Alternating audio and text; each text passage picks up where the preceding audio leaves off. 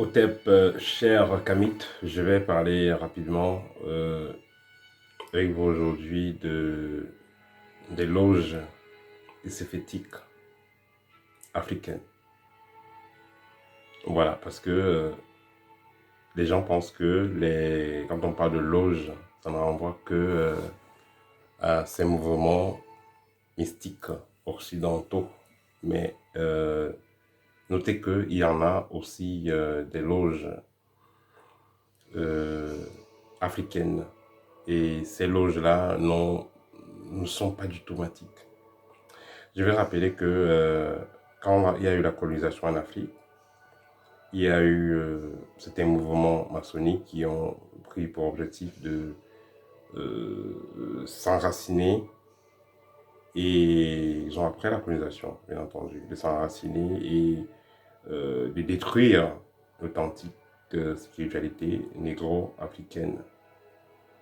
Et comment on a détruit cela en tuant les chefs de certains villages, les remplaçant par des marionnettes, mais également en introduisant une certaine forme de mysticisme dans ces traditions-là. Et je vais de mysticisme négatif, hein. Voilà. Parce qu'il faut noter que dans nos traditions, comme dans toute forme de spiritualité puissante, il y a toujours deux phases, il y a toujours deux polarités. Il y a le côté matique, le côté séphétique. On peut vous dire par exemple, pour avoir de l'argent, il faut travailler comme ça, il faut activer le rayonnement de telle façon et vous aurez beaucoup d'argent qui va venir dans votre vie. Parce que dans la haute spiritualité, on parle beaucoup plus de rayons. Même dans nos traditions, on parle des rayons, il y a des rayons. C'est des fréquences, des rayons. Donc, on connecte un initié ou un individu à un rayon. Et dans son village, il aura beaucoup d'argent. Il ne sera pas mépris de son village. Et voilà. Ça se fait naturellement et il n'y a pas de conséquences. Mais la condition qu'on va lui donner, c'est d'aider au développement du village. Une personne, c'est peut-être la force. L'autre personne, c'est peut-être le parler, et ainsi de suite. Bref, c'est différent avec le monde du sens, le sport ou la popularité ou la musique. Voilà, il y a des villages comme ça en Afrique. Hein. Vous voulez chanter et tout. Vous allez, on vous lave, on vous donne des trucs, on vous fait des choses. Et après, vous prenez, comme vous avez connu le groupe Zanzibar, par exemple. Vous allez voir quelqu'un qui va vous jouer la guitare alors qu'il n'a pas fait l'école de guitare. Il vous joue la guitare, il joue même avec le dos, avec les dents. Donc, quelqu'un a développé un talent pas possible. Ça se faisait traditionnellement.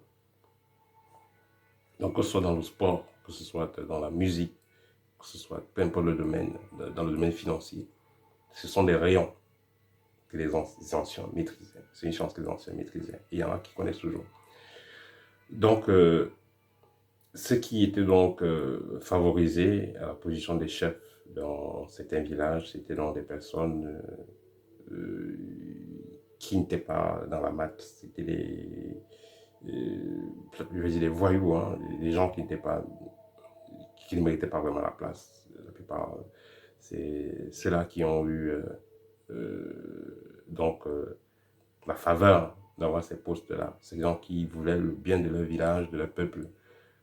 On a fini avec eux. Donc, on a fini avec eux et on a mis des marionnettes, des voyous là, à la place. Celui qui n'est pas donc réellement à sa place va donc utiliser toujours les forces. Parce que vous n'allez pas avoir un chef qui n'a pas d'esprit, qui le protège et tout ça. Voilà, c'est pas parce que quelqu'un a beaucoup d'esprit qui le protège qu'il est dans la maths, c'est faux. C'est pas parce que les esprits qui le protègent que ce sont les ancêtres, c'est faux. Voilà, il peut, au lieu de travailler des ancêtres, c'est que son allumé va travailler avec les morts. Les gens qui ont été assassinés, des trucs comme ça, voilà. Et je vais dire que dans certains mouvements de con ou de femme-là ou de satanisme, voilà, je ne peux pas appeler ça comme ça, où on tue des gens, on vend des gens dans la sorcellerie, sont même dirigés par certains chefs de village de nos jours. Les confréries traditionnelles qui étaient supposées travailler dans l'invisible pour que les membres du village puissent rayonner, pour que ces membres-là, peu importe où ils sont, que ce sont aux États-Unis, en France, en Afrique, dans nos pays africains, en Chine, en Russie, n'importe où, que ces gens-là puissent recevoir ce gouvernement depuis le village. Une fois qu'ils ont fait les rites traditionnels, ils sont connectés à un certain niveau, entre guillemets, ils vont rayonner où ils sont et en contrepartie, ils vont apporter de l'aide au développement du village. C'était ça le marché à la base, mais puisque ceux qui sont donc là à la gestion ne méritent pas leur place, ils vont plutôt être là, mais ils vont servir plutôt certaines forces nocives. Et ces forces nocives sont des forces très assoiffées, très affamées, qui vont donc passer le temps à demander des têtes. Ce qui fait que, voilà, certains gens qui vont entrer dans les sociétés secrètes, ils vont entrer dans voilà, ces confréries-là, traditionnelles. Au lieu d'y entrer pour avoir la lumière, pour développer le village, ils vont y entrer, ils auront une certaine lumière, mais ce sera pour se développer personnellement, mais de plus, ils vont passer le temps à envoyer des têtes, à faire des sacrifices. Alors, je fais ce partage pour vous parler du cas d'un frère qui m'a contacté parce que justement, il suit la voie kémite depuis quelques années. Il est du côté de la Suisse et avons décidé de rentrer, s'initier dans son village. Il est allé, il a fait les initiations. Il est resté pendant 21 jours. Et pendant son initiation, il dit qu'il voyait des génies, il voyait beaucoup de choses, c'était très intéressant.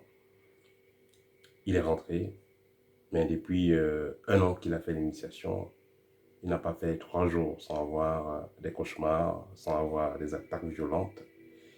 Et il m'a contacté parce que, voilà, il ne sait plus quoi faire. Parce que quand il contacte ses initiateurs, on lui dit qu'il est trop fort, c'est pas facile, ça va aller. Mais il ne fait que se voir aller de mal en pire. Déjà au niveau de la santé, ça ne va plus. Au niveau du travail, ça ne va plus. Au niveau de son couple, ça ne va plus, ça fait partie. Donc, il aimerait savoir, euh, il voulait savoir si déjà il peut avoir de l'aide, si est-ce qu'il est dans un mouvement romantique ou pas. Alors, je fais ce partage pour que ça aide, parce que sûrement il y a un frère ou une soeur quelque part qui a, ou qui vit même des expériences, une expérience pareille.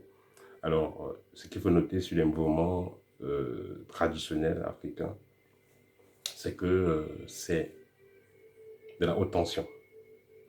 Ça peut vous aider en quelques jours à changer votre vie dans le sens de la lumière, comme dans le sens des ténèbres. Et c'est des choses c'est quelque chose qui est très actif, même pas actif, je ne veux pas dire très effectif. Hein, voilà, c'est du tic au tac. Pourquoi? Parce que ça fait partie de votre ADN. Ceux qui vont aller toucher les forces là-bas, c'est les forces que vos ancêtres ont touchées. Donc, c'est une force que votre ADN reconnaît, que votre âme reconnaît. Donc, une fois que vous allez donc toucher les calebasses là-bas, vous lancer dans les rites là-bas, il faudra faire très attention. Parce que, comme je l'ai dit, si quelque chose est lié à votre âme, lié à votre ADN, ça veut dire que les résultats seront concrets et aussi, pour vous en séparer, ça ne sera pas facile. Ça ne sera pas facile. C'est pourquoi je vous dis toujours que l'idéal pour un chercheur, c'est d'abord de bien se former, bien se préparer, être capable soi-même de questionner ses guides et avoir déjà une réponse. C'est après ça maintenant que vous pouvez donc décider d'aller rencontrer des gens, aller faire des initiations, surtout les initiations en présentiel. Alors, ce qu'il y a, c'est que la plupart de ces gens que vous allez voir dans des petits villages qui disent qu'ils font des initiations, la plupart de ces personnes-là ne savent même pas ce qu'elles font. Ou alors même, elles savent très bien ce qu'elles font, mais elles ne vont pas faire ça avec amour.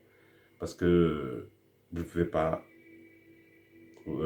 être dans une situation où vous vivez bien quelque part, vous êtes à l'aise, votre vie est bien, vous dormez, vous rêvez bien, jusqu'à peut-être depuis 30, vous avez 32 ans, toute votre vie vous avez bien dormi.